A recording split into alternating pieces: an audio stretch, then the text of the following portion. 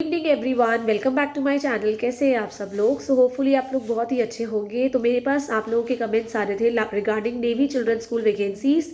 तो आप लोगों ने अपना एप्लीकेशन फॉर्म तो भर ही लिया होगा एंड जितने भी कैंडिडेट शॉर्ट लिस्टेड हुए होंगे फॉर द रिटन टेस्ट, उन लोगों का एग्जाम जो है आपको पता है कि 7 दिसंबर को है, दैट इज सैटरडे को। So first of all the best from my side. आप में से बहुत सारी क्वेरीज थी कि हमारे क्वेश्चन ऑब्जेक्टिव आएंगे या सब्जेक्टिव आएंगे। सो सी ये आपका ये डिस्क्रिप्टिव पेपर होता है, आपको आंसर्स लिखने होते हैं, बट कुछ क्वेश्चंस के चांसेस ऐसे होते हैं कि आपको 3-4 क्वेश्चंस ऑब्जेक्टिव टाइप में मिल जाएं, बट जनरली ये डिस्क्रिप्टिव पेपर होता है। सिलेबस इसका यही है, अगर आप किसी भी पोस्ट के लिए लाइक टीजीटी इंग्लिश के लिए जा रहे हैं या फिजिकल एजुकेशन के लिए जा रहे हैं, तो आपको एटलीस्ट 12th लेवल तक, सीनियर सेकेंडरी लेवल तक आपको फिजिकल एजुकेशन के बारे में सारी नॉलेज होनी चाहिए। जितने भी आसन है, जितने भी फिटनेस के ट्रिप्स हैं, everything you should know about.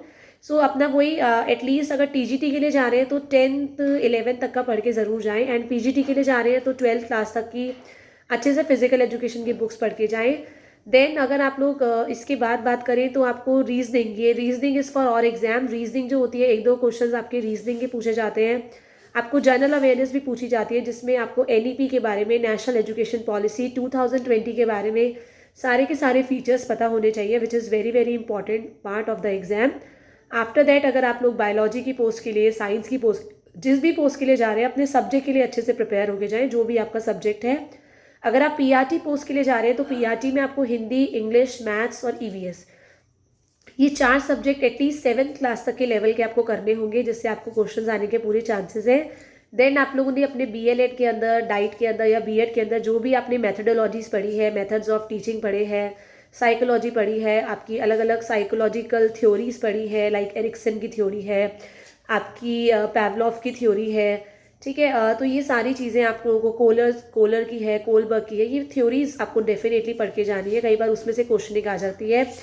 Then आपकी Bloom taxonomy is very important, lesson planning very important. मतलब जो भी आप लोगों ने टीचिंग कोर्स के अंदर, और आपका जो सिलेबस है वो आपको ज़रूर करना है, और आप ये करेंगे, it is enough for the exam. तो रीजनिंग हो गई हमारी, जनरल अवेयरनेस हो गई, आपका सब्जेक्ट हो गया, ये सारी चीज़ें कर लेंगे तो डेफिनेटली अगर आप लोगों का एग्ज़ाम आराम से क्वालिफाई हो जाएगा।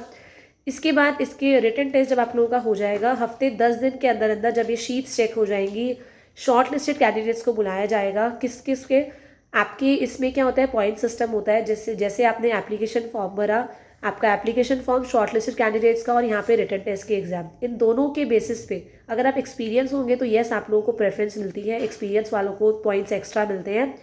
तो आपके एप्लीकेशन फॉर्म के बेसिस पे और आपके जो आपने रिटन टेस्ट दिया है, इन दोनों के बेसिस पे मिला के आप लोगों को नेक्स्ट डेमो के लिए बुलाया जाएगा। और फिर 3 क्राइटेरिया उनके पास हो जाएंगे, आपका एप्लीकेशन फॉर्म, आपकी डिटेल्स जिसमें आपका एक्सपीरियंस है, सीटेट का आपका एलिजिबिलिटी है, येस और नो, और आफ्टर दैट आपका एप्लीकेशन फॉर्म तो हो ही गया, साथ में आपका रिटन टेस्ट का रिजल्ट और साथ में आपका डेमो का रिजल्ट। ये 3 क्राइटेरिया के बेसिस पे, जो तीनों के इसमें सबसे ज़्यादा जिस कैंडिडेट के पॉइंट्स बन रहे होंगे, वो जाएगा candidate for the interview. And after that जो भी क्राइटेरिया होगा, इन चारों के बेसिस पे आप लोगों को कॉल कर लिया जाएगा थ्रू मेल। वैसे तो ये पर्सनली कॉल करते हैं, मेल पे ये रिजल्ट नहीं निकालते हैं।